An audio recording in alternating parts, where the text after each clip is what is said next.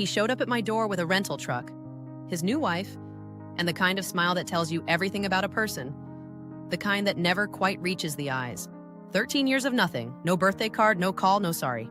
And then, one morning, there he is on my porch like he just popped out to get milk. He actually used the words, "What's mine?" Said it like I'd be nodding along.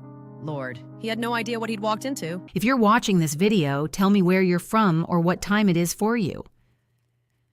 He showed up on a Sunday, not a Tuesday, not some random Wednesday afternoon when you might expect the unexpected. A Sunday, my day.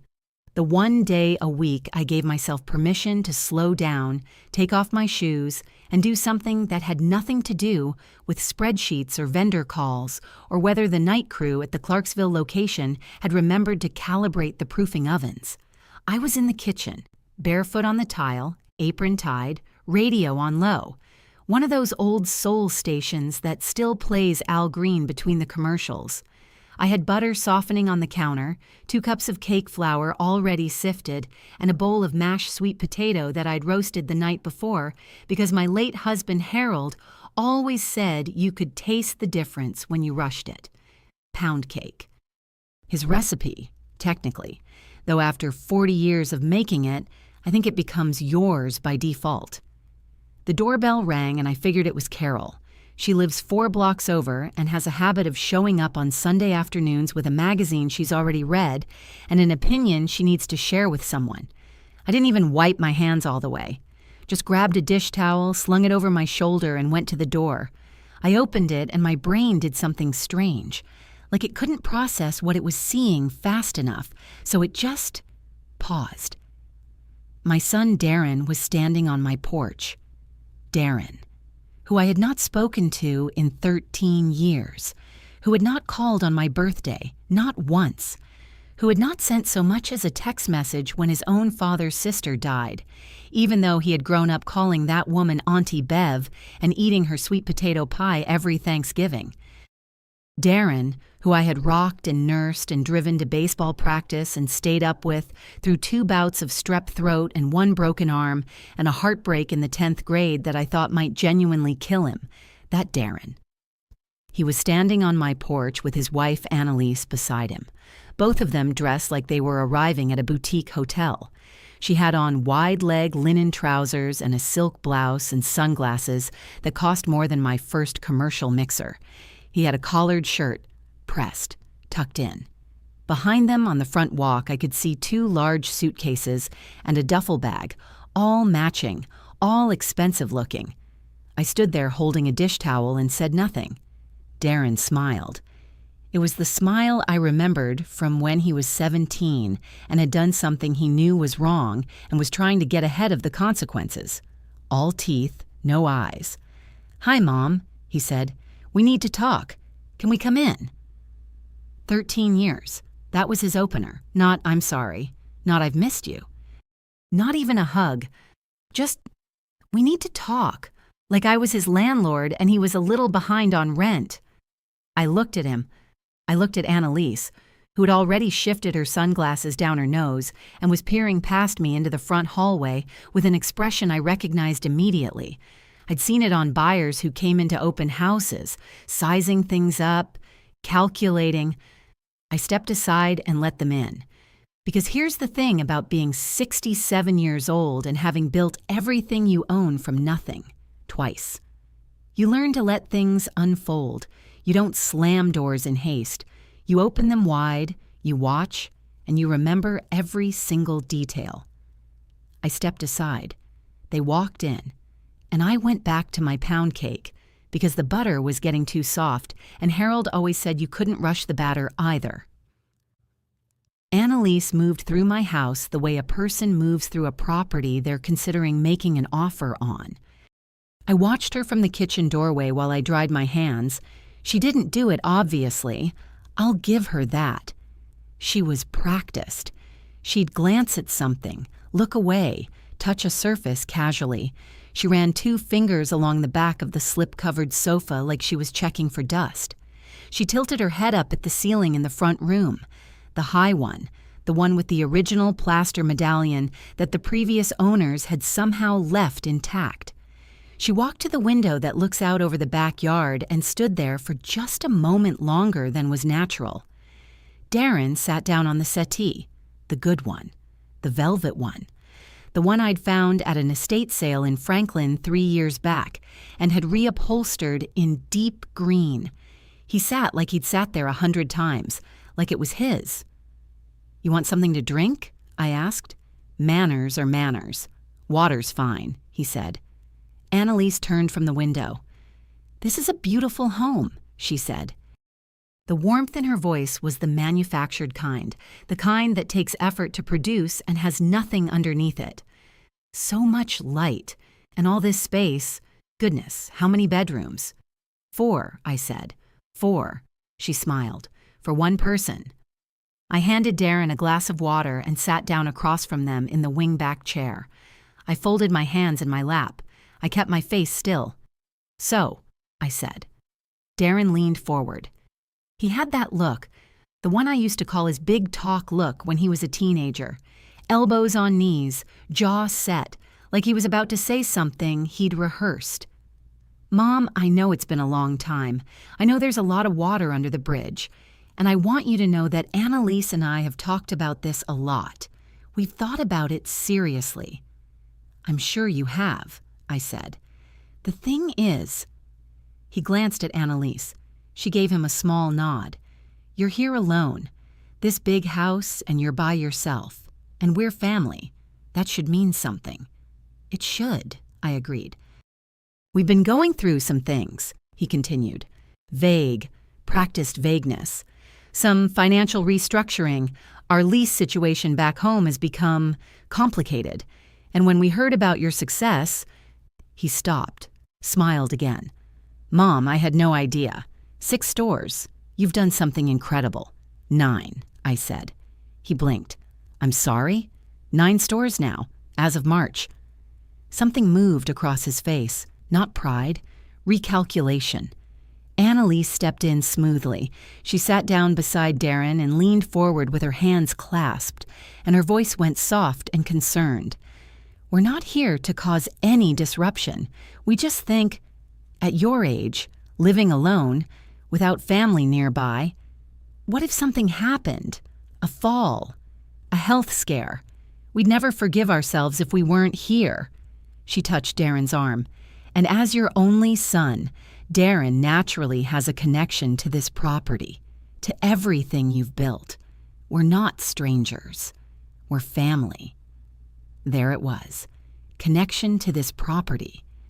Not love, not remorse. Property. I looked at my son. 43 years old, not a gray hair yet, same jaw he'd had since he was 12. And I thought, there is not one single new thing happening here. I have seen this exact play before. I was the audience 13 years ago, and I am sitting in the same theater. "You're welcome to stay in the guest room," I said, "while you get yourselves sorted." Annalise's smile widened just slightly. "That's so generous." "A few days," I said. "We'll see how things go." I stood up, picked up Darren's empty water glass, and went back to my pound cake. The butter, I was pleased to find, was exactly right. "I'm not going to make you sit through every bit of it. You don't need every year. You just need enough to understand who I was when this started and who I became by the time it ended." Harold died on a Tuesday in February. He was 64 years old, which felt young, feels young still, even now. Heart attack in his sleep. I woke up and reached over, and he was already gone, and there is no adequate way to describe that moment, so I won't try. We'd been married for 39 years. He was a quiet man who fixed things with his hands and laughed with his whole body and made the best pound cake I have ever tasted, and I have been in the dessert business for a decade, so I know what I'm talking about. Darren and Annalise came to the funeral. They sat in the 3rd row, and Annalise spent most of the service looking at her phone, with it tilted slightly below the pew, as if I couldn't see exactly what she was doing. They left early. Said the babysitter couldn't stay late. Griffin was 2 at the time, their little boy, my grandson that I had held exactly twice before Annalise decided my presence at family events made things complicated. 3 days after the funeral, Darren came back. He brought a lawyer with him. Young man, gray suit, leather briefcase.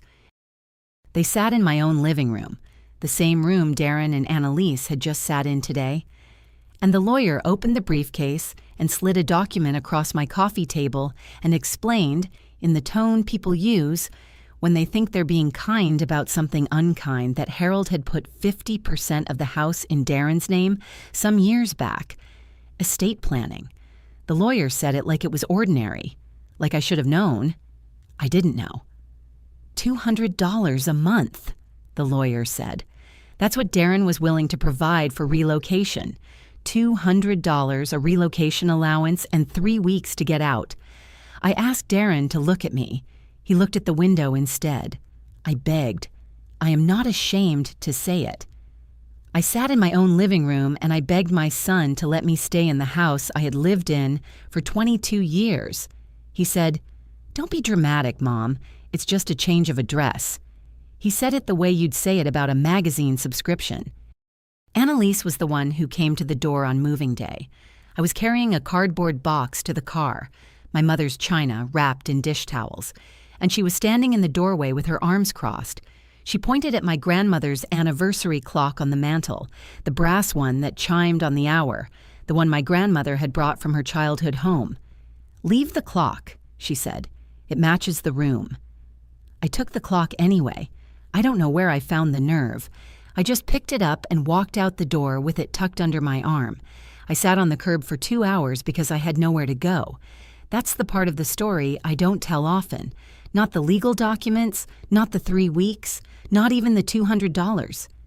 I sat on the sidewalk in front of the house I'd raised my son in, and I cried until I had nothing left. Until it was dark and I was cold, and Carol came and found me there because she'd driven by on her way home from choir practice and seen me from the car. She pulled over. She didn't ask what happened. She just helped me load my boxes into her trunk and took me to her house and made me chamomile tea and put me on her sofa with a quilt, and that was where I slept for the next 4 months. I went to Carol's sofa at 62 years old with 2 suitcases, a cardboard box, and my grandmother's clock. I want you to hold that picture. I want you to hold it because what I'm going to tell you next is what I built from there. Carol Beaumont is not a dramatic woman. She doesn't make speeches. She doesn't offer opinions unless you ask for them, and sometimes not even then. She has a voice like a radio announcer and a laugh that comes from somewhere deep, and she makes the best macaroni salad in the county, which I say as someone who has won 3 church potluck competitions and has strong feelings about macaroni salad. She found me on that curb on a February night when the temperature had dropped into the low 40s, which in Tennessee is cold enough to feel dangerous when you're in shock and you haven't eaten since 7 in the morning. She didn't say, "Oh, honey," or "what happened," or anything that required me to explain myself while I was still barely breathing. She just got out of her car and came and sat down on the curb beside me, sat right there on the concrete in her good coat, and she put her arm around me and said, "Okay, just that." "Okay." And we sat there together until I was ready to get up. I've thought about that moment 100 times since. What it meant to have one person in the world who would just sit with you. No agenda, no questions, no advice, just okay. She had a pull-out sofa in her spare room. It was comfortable enough. She had a cat named Biscuit who slept on my feet and didn't ask anything of me either. Carol let me stay for 4 months and never once made me feel like a burden. And the most she ever said about Darren during that whole period was, "Some people show you who they are when they think you can't recover from it." That was all. She said it once, quietly, and she never said it again. I am telling you this so you understand where I came from before I tell you where I went. The first batch I sold was at a church craft fair. I'd been at Carol's for 6 weeks. I was going out of my mind from stillness. I've never been a woman who does well with stillness. And so I baked. Carol had a decent oven, and I used it. Pound cake, mostly. Harold's recipe. Then I started experimenting with a honey cream cheese glaze, then a brown butter variation, then a version with orange zest, and a little cardamom that I wasn't sure about until I tasted it, and then I was very sure. Carol's church was having its spring fair, and she asked if I wanted a table. I said yes before I'd finished thinking it through. I priced the cakes at $12 each, which I later learned was too low, but I sold out in 2 hours, and a woman named Dorothea pressed a 20 into my hand and said, "That's the best thing I've eaten in 30 years, and I'm not exaggerating." I went back the next month with twice as many cakes. By summer, I was selling at 2 farmers markets a week and taking custom orders through a handwritten sign-up sheet Carol helped me laminate. I was 62 years old, sleeping on a pull-out sofa, delivering cake in Carol's car, and making about $800 a month, which sounds modest until you understand that $800 a month was $600 more than Darren's allowance, and it came from me. It came from my hands and Harold's recipe, and a 60-year-old woman who had nothing left to lose, and so decided to try. I found a women's business development center that offered small loans to entrepreneurs over 50, $11,000. I used it to rent time in a commercial kitchen on Tuesday and Friday mornings, which let me scale up the production, which let me take on catering contracts, which let me start saving. Carol helped me with the paperwork. She sat at her kitchen table with me for 3 nights straight, helping me fill out the application. And when we submitted it, she made us both a bourbon, and we toasted to something she called controlled recklessness, which I thought was exactly right. The first real storefront was 1,000 square feet in a strip mall on Route 9. The landlord's name was Mr. Petrocelli, and he had rented to 6 failed businesses in that space in 5 years, and he told me that directly when I came to sign the lease. I think as a warning, and I told him I appreciated his honesty, and I signed anyway. I called it Sweet Harriet's. Harriet was my grandmother, the one with the clock. That was 6 years ago. By year 2, I had 3 employees and a waiting list for wedding cakes that stretched 4 months out. By year 3, I opened a second location. By year 5, I had a licensing deal and a wholesale account with 2 hotel chains, and a regional business journal wanted to do a profile. I said yes to the profile. I wish I'd said no to the photograph. It was unflattering, if I'm honest. But I said yes, and they ran it in March. And that was how Darren found out. Grandmother's Recipe, $1 million business. They used that headline, which made me sound 90, but I suppose it was accurate in the broad strokes. I found out how he'd found me within about 20 minutes of him sitting down in my living room. He told me himself, which surprised me a little. Then again, Darren has never been as careful as he thinks he is. He mentioned a friend of Annalise's who'd seen the magazine piece. He said it with a sort of fake pride, the way people compliment you when they want something from you. "Look at what you've done, Mom. Isn't that incredible?" And I could see him working out whether to lean into the proud son angle or pivot to the entitled heir angle. And I could see Annalise watching him and nudging him toward the second one. The article ran in March. They showed up in May. So it took them about 2 months to decide what they wanted and work up the approach. That told me something. This wasn't impulsive. This was planned. I thought about that a lot in the first few days. 13 years of silence and then 2 months of preparation. No phone call to test the waters. No letter. They came directly to my door with luggage because they'd already decided I'd let them in. They weren't wrong, technically. I did let them in. But there's a difference between letting someone into your house and letting them take anything from it.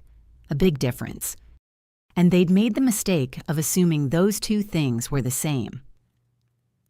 That first night, after I'd shown them the guest room and turned down the thermostat in the hallway because I wasn't about to heat a full-size room for 2 people who hadn't asked permission to be in my house, I went to my bedroom and sat on the edge of my bed in the dark for a while. I was not calm in the way I'd appeared in the living room. I want to be honest about that. My hands were not steady. There was something moving around in my chest that had no clean name, not quite rage, not quite grief, something older than both of those. The feeling of a wound being pressed that you'd forgotten was still there.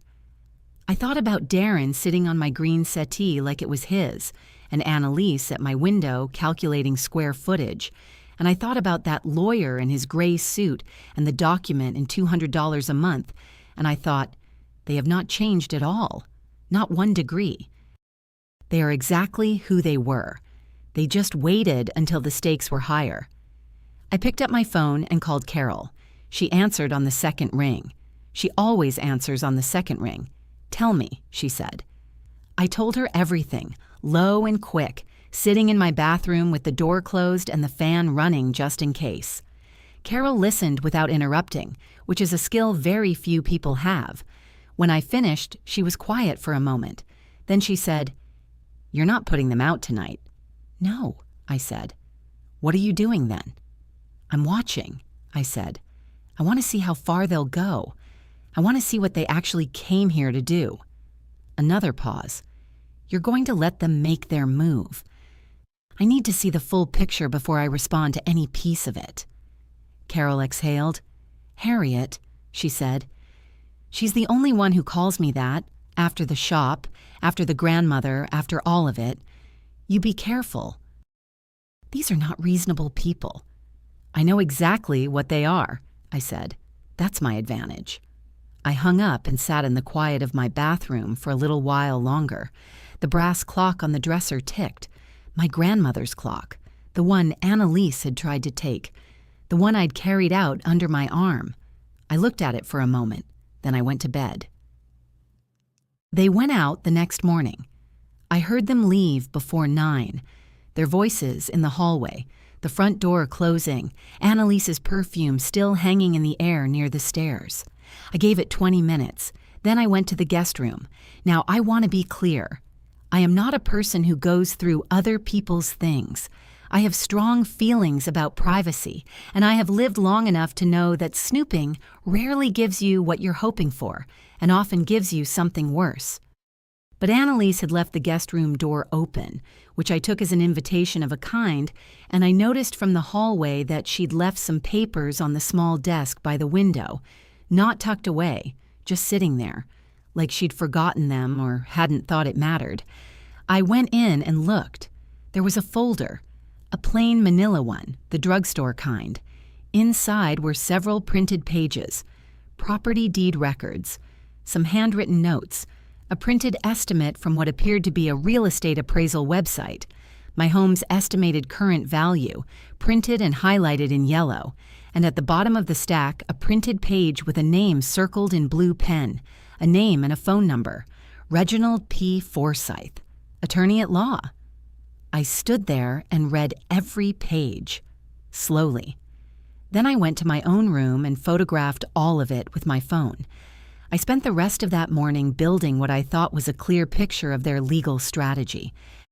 They were going to try to use Darren's family connection to establish some kind of claim, maybe to the property, maybe to assets tied to the business. They'd found an attorney and were laying the groundwork. I called Winifred Okafor that afternoon. Winifred is my attorney, has been for 4 years, since I started the franchising side of the business. She's sharp, thorough, and she has very little patience for nonsense, which is exactly what I need in a lawyer. I described the folder, mentioned the attorney's name. She said she'd look into Reginald Forsyth and get back to me. She called me back the next afternoon. Her voice was measured, but I could hear something in it. "Harriet, that man retired in 2022. He's been in Boca Raton. His office has been closed for over 2 years." I sat down. The name in that folder was a dead end. The real estate appraisal was real enough. They'd done their homework on the property value. But the attorney? Gone. Whatever legal strategy I'd built in my head around that circled name, I had to dismantle it. I'd spent 2 days preparing to counter a plan that apparently didn't exist in the form I thought it did. I had to start over. I went back to the beginning and I made myself ask the real question. What exactly were they planning to do? Because clearly it wasn't the approach I'd assumed. I'd been looking at the wrong piece. I brought up Griffin at dinner on Wednesday night. I'd made chicken and rice, nothing elaborate, just a pot of something warm, because I am not a woman who lets guests go hungry even when those guests have arrived with ulterior motives and match luggage. The three of us were at the kitchen table, and I waited until Annalise had taken a few bites and settled in before I said it. "How's Griffin?" The fork hesitated. Just for a half second, but I've been watching people for 67 years, and I don't miss half seconds. Darren said, "He's good. Busy with school. He must be, 15 now? 16? 15, Annalise said. Her voice was pleasant, but there was a clip at the end of it. Moving on. "I'd love to see him sometime," I said. I kept my voice easy, wistful even. "I know it's been a long time. He probably doesn't remember me." "He's got a lot going on," Darren said. "You know how teenagers are." I said, and took a bite of rice. That night, I sat with my phone for a while. I had a name, Griffin. I knew his age. I knew his father. It didn't take long on Instagram. There he was, a public account. Teenagers so often forget to lock those down. 15 years old, dark hair, same jaw as Darren, same eyes as me, actually, which I was not expecting and which hit me somewhere I hadn't prepared. He was a kid, a regular-looking kid. Photos of him at what looked like a track meet, a few with friends, one of a very ugly Christmas sweater held up with great pride. Normal, young. Mine, in a way, even though I had been kept from him. I didn't follow the account. I took a screenshot and set my phone down. I thought about what Darren had told that boy about me. Busy was the word he'd used about Griffin's schedule, but the real question was what Griffin had been told about mine. About why his grandmother wasn't in his life, about who I was or wasn't. I thought about that for a long time. I drove to the address on that printed page on a Thursday morning, just to be thorough. The office had been converted into something else, a tax preparation service, it looked like, not yet open for the season, with a hand-lettered sign in the window and a metal rack of forms visible through the glass. But in the back of the small suite, behind a door marked administrative, a light was on. I knocked. The woman who opened the door was in her early 60s, reading glasses pushed up on her head, a stack of file folders in one arm. She introduced herself as Marvella. She'd been Mr. Forsyth's paralegal for 19 years and was still working through the closeout of his old cases, she said. Billing reconciliation, mostly. I told her I'd been trying to reach Mr. Forsyth about a legal matter. She shook her head. Boca Raton. His knees, apparently. He'd been done since the fall of 2022. I thanked her. I gave her one of my cards, Sweet Harriet's, with the little logo that Gabriel, my graphic designer, had drawn by hand in the early days. I told her if she ever got a craving for pound cake, she was welcome to stop in. She looked at the card. She looked at me. Something passed across her face that I couldn't quite read. I drove home and told myself to let go of the folder theory entirely. Whatever Darren and Annalise's legal angle was, it wasn't the one I'd been picturing. They had property value information and a retired attorney's name and a folder that might have been more disorganized than threatening. I needed to think differently, stop preparing for their plan and start making mine. I cooked again on Friday. Kept it simple. Roasted chicken, green beans, cornbread from the bakery case, because I didn't feel like making it from scratch, and I'm not ashamed of that. I poured myself a glass of wine and I asked questions, and I listened. Here's what I'd learned over the years in business. People tell you everything you need to know if you create the right conditions. Warmth, a little food, the appearance of ease. You don't ask the question you actually want the answer to. You ask the questions around it and let them fill in the rest. I asked Darren about their neighborhood back home, their friends, how things were going professionally. He talked. More than Annalise wanted him to. The apartment lease was up at the end of June, he said. They hadn't renewed. A business investment. He was vague about it, something with a friend, something in commercial real estate. Had not gone the way they'd hoped. He was looking at some other opportunities. He said opportunities the way people say it when they mean nothing's working. Annalise redirected him twice. Once toward the cornbread, once toward a question about my stores. But the damage was done. I had what I needed. They weren't just greedy. They were in trouble. Greed and desperation are two different animals. Greedy people are patient. Desperate people make mistakes, take risks, push too hard too fast. What I was dealing with was not a patient, calculated, long game. What I was dealing with was two people who had run out of runway and had decided my house was their landing strip. That changed my timeline. I needed to move faster than I'd planned. My phone rang on a Monday morning while I was on a call with my operations manager about the Clarksville location. I let it go to voicemail. Then I listened to the message and sat very still for a moment. It was Marvella, the paralegal. She said she'd been thinking about me since I came in. She said she had something she wanted to share, and she'd rather not do it over the phone, and if I was willing, she'd be at the Panera on Commerce Street at noon on Tuesday. I called her back and said I'd be there. She was already at a corner table when I arrived, reading glasses on this time, not pushed up. She had a folder in front of her and a cup of coffee she was holding with both hands like it was keeping her warm. She was a careful woman. I could see that right away. She measured her words. She asked if I was related to a man named Darren. I said yes. She nodded slowly. "I recognized the name when you came in," she said. I didn't want to say anything until I'd gone back and checked. She opened the folder. Several years back, she said 5, maybe 6, a man named Darren and his wife Annalise had come to consult with Mr. Forsyth. Different state, different property. An elderly aunt of Darren's, she believed, though the intake form used the word relative. They'd wanted to discuss the possibility of contesting a property arrangement. Mr. Forsyth hadn't taken the case. Something hadn't sat right with him, she said, and he was particular in his older years. But the intake paperwork remained. She slid a copy across the table. I didn't touch it yet.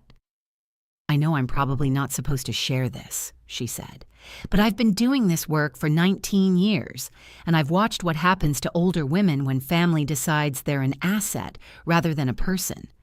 She looked at me over her coffee cup. "I thought you should know you're not the first." I looked at the intake form, his handwriting. Her name. A property address in a different state. An aunt's address, I'd wager. Someone who may or may not have known what was coming. "What happened to the aunt?" I asked. Marvella was quiet.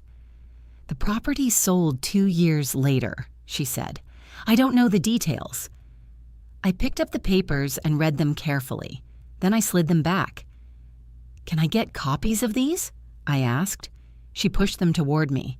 "You already have copies," she said. "I made them before you got here."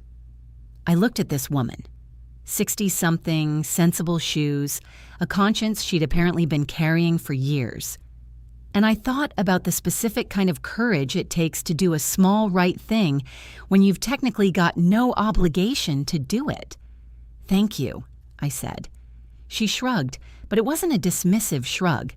It was the shrug of a person who has decided something and is at peace with it. "My mother got walked over by family when she was old," she said. "I've been mad about it for 20 years. This seemed like the thing to do." I ordered us both a second coffee. We talked for another 45 minutes. Not about Darren, just about things. She'd grown up in East Nashville. She'd wanted to be a court reporter. We both had opinions about sweet tea. It was one of the better conversations I'd had in recent memory. I was at Winifred's office the next morning at 8:30. She read the intake form, read it again, leaned back in her chair and looked at me with the expression I'd come to recognize, the one that meant she was already 3 steps ahead and organizing them. "This establishes a pattern," she said. "That's what I thought. It's not proof of anything illegal on its own, but combined with documentation of what's happening now, it paints a picture." She tapped the folder. "Have you been keeping records?" I had. I'd been writing things down since the night they arrived. Dates, times, specific things said. I'd photographed the folder in the guest room. I had Darren's dinner comments about the lease and the failed investment in my phone's voice memo app. because I'd started recording our meals on the second night, phone face down on the counter near the kitchen doorway. I'm not proud of it exactly, but I'm not ashamed of it either. Winifred approved. She recommended a house guest agreement, a formal document establishing that Darren and Annalise were temporary guests with no claim to the property, no tenancy rights, no financial interest. She'd have it ready by the end of the day.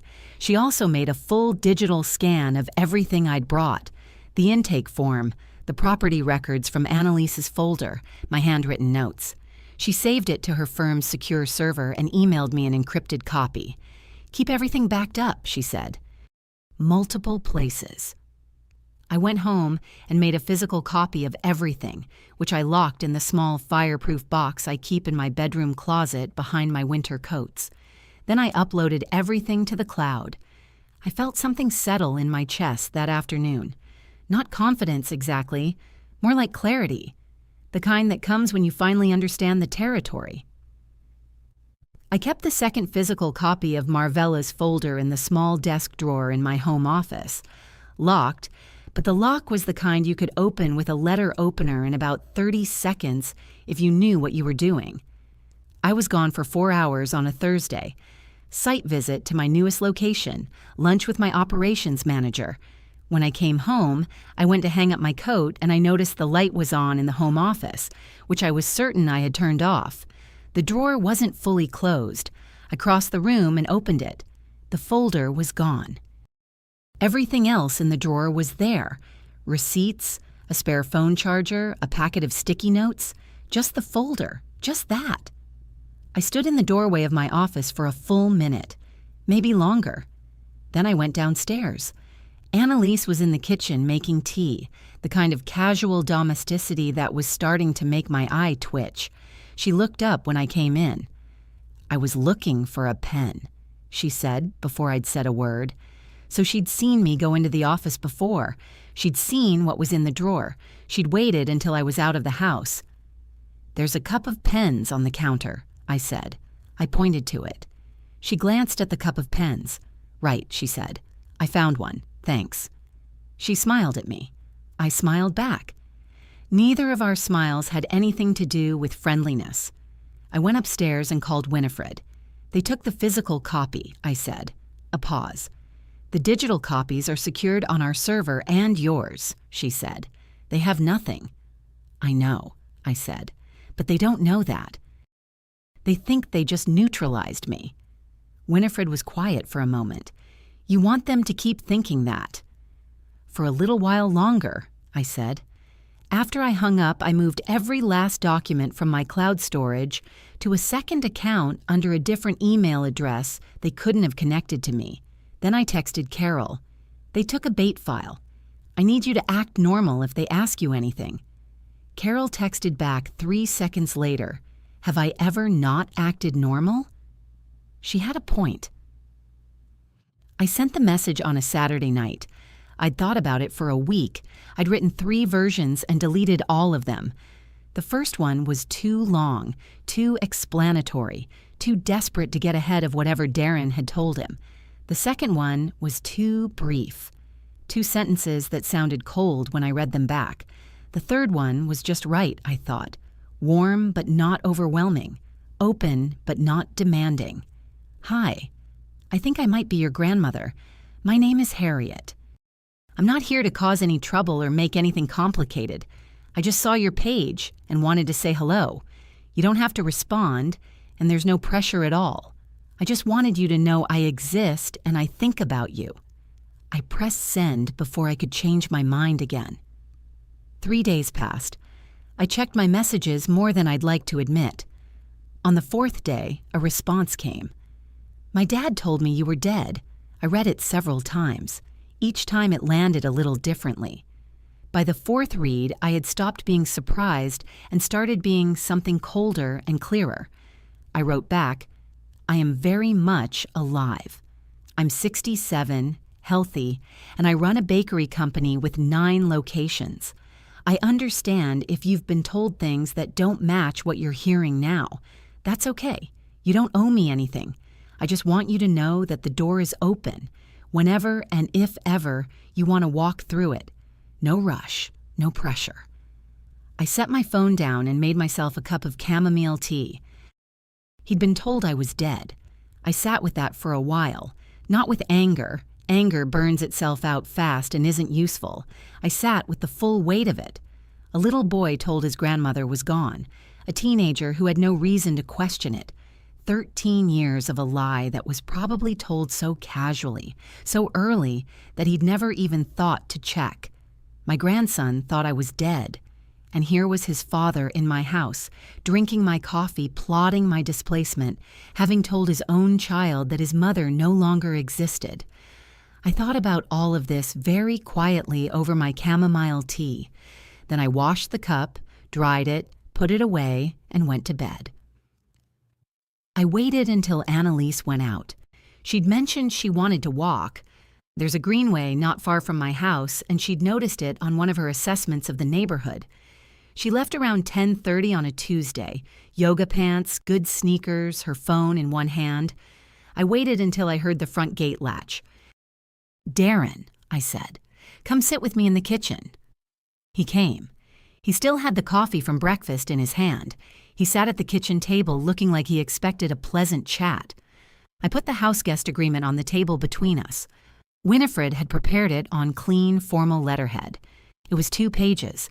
It stated plainly that Darren and Annalise were guests, that their presence conferred no legal claim of tenancy or ownership interest, and that the arrangement was at will and could be ended with 48 hours' notice. Darren looked at it. His face went through about 4 expressions in the space of 3 seconds. He settled on injured. "Mom, what is this?" "It's a guest agreement," I said. "It's for everyone's clarity. No surprises, no misunderstandings." "You hired a lawyer?" "I have a lawyer. I've had her for years. She helps me run a business."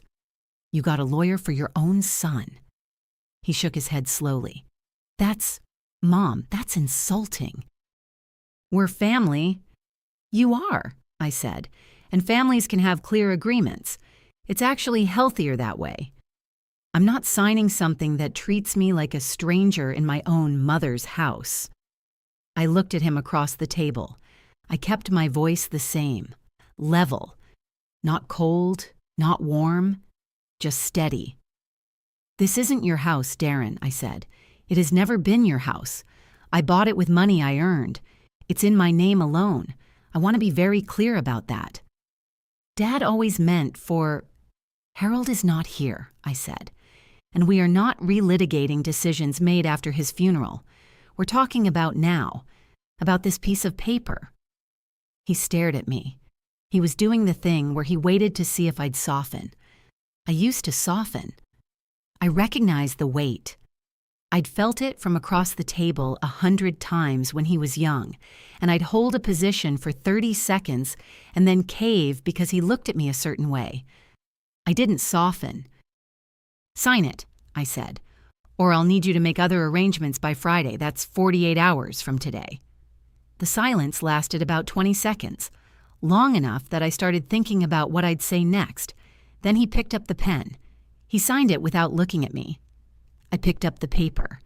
I folded it in half and went to the counter and poured myself more coffee, and I said, "Thank you." And that was the end of it.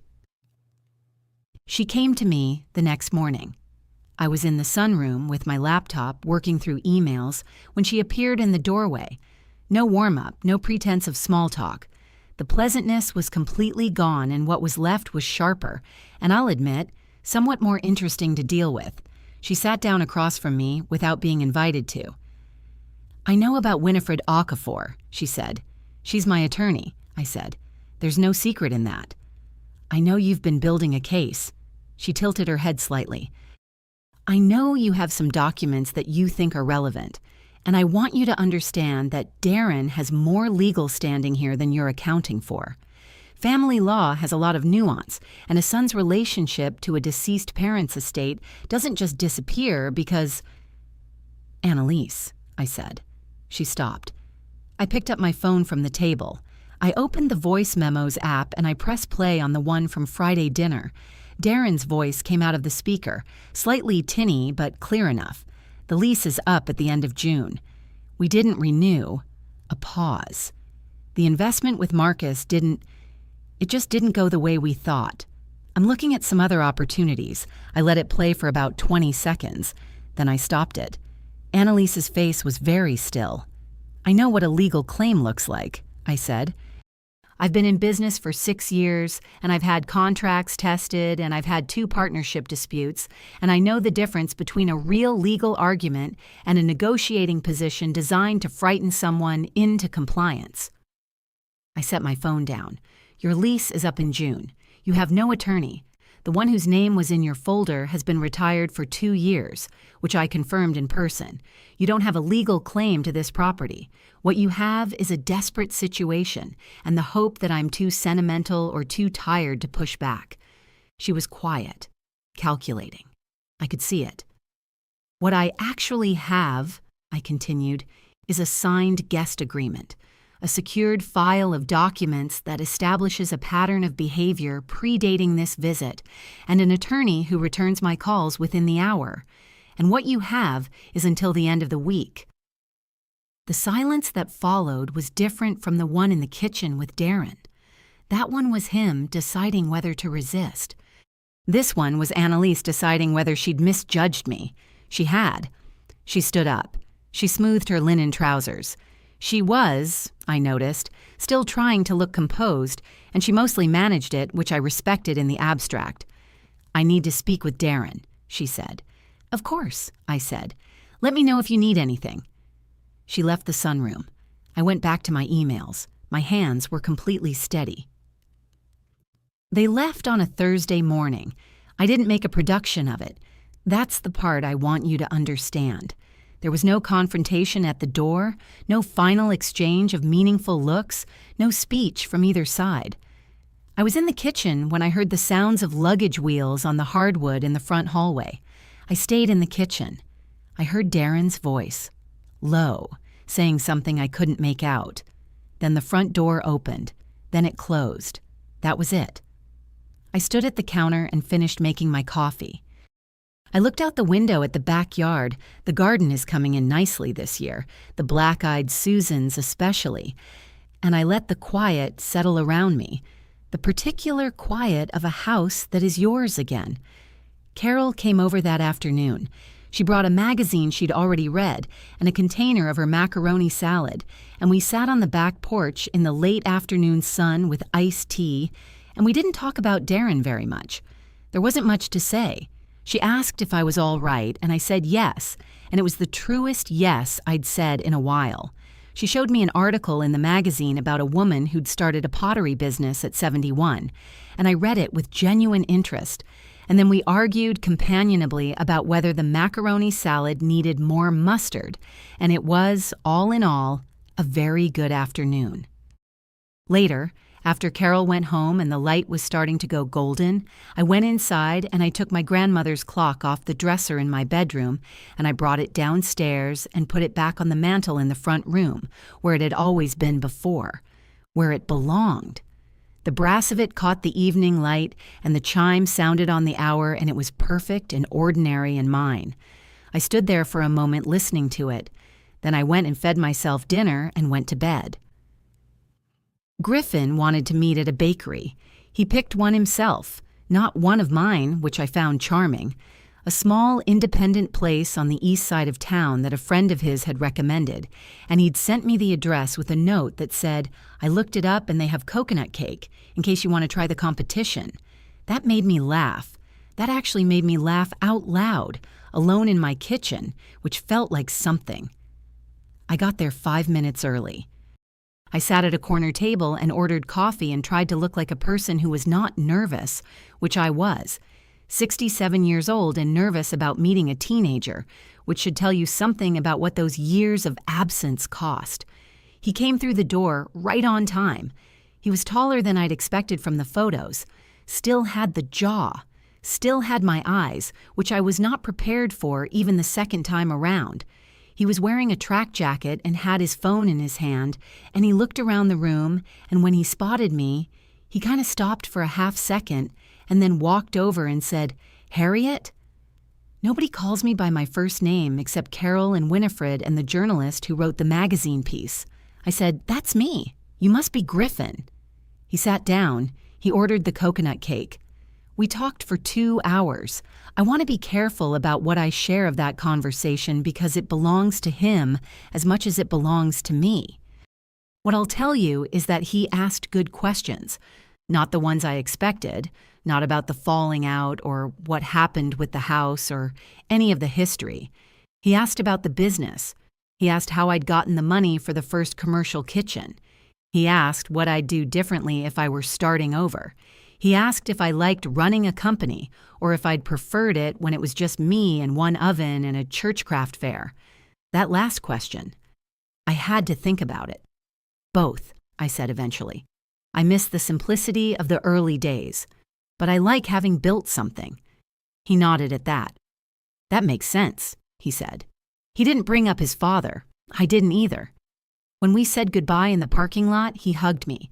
Just reached out and hugged me, which I was not expecting, and I held on for a moment because 67 years has taught me that the moments you want to hold on to have a way of ending before you're ready. In the car, I cried. Not the kind of crying from that February curb 13 years ago. That was the crying of a woman who had lost everything. This was different. This was the crying of a woman who had gotten something back she'd stopped believing she would ever see again. Carol was waiting in the parking lot. She'd insisted on driving me, ostensibly because parking was a situation in that neighborhood, but actually because she's Carol, and that's who she is. She took one look at my face when I got in the car and handed me a travel pack of tissues without saying a word. "How was he?"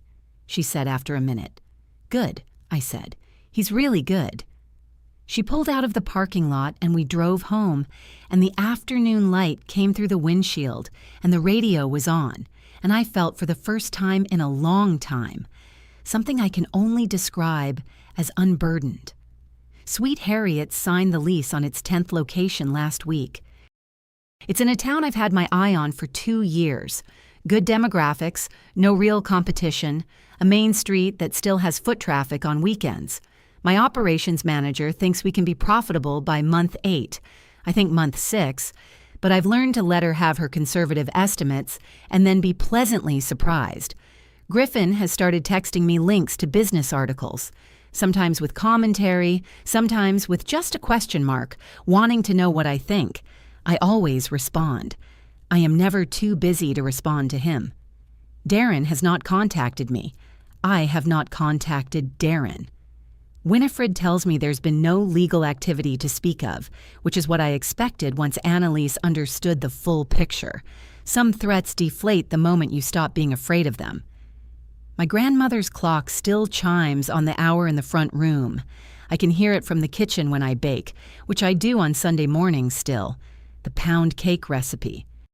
Harold's recipe, and now mine, and someday, if he wants it, Griffin's too. I am not waiting for an apology from Darren. I stopped waiting for that a long time ago. Maybe he'll come around. Maybe he won't. That's a chapter I can't write for him. The only story I get to write is mine, and I have to say, standing where I am now, looking back at the woman on that February curb, it's a better story than I had any right to hope for. Some people come back into your life after 13 years of silence and expect to find the woman they left behind. They find out, pretty quickly, that she's gone. And what's standing there in her place doesn't give things away. She builds them. If this story resonated with you, leave a like and consider subscribing. You can also drop any comment below, even just one word. Maybe tell me where you're watching from, or what time it is right now. Sometimes one word is enough to say you were here.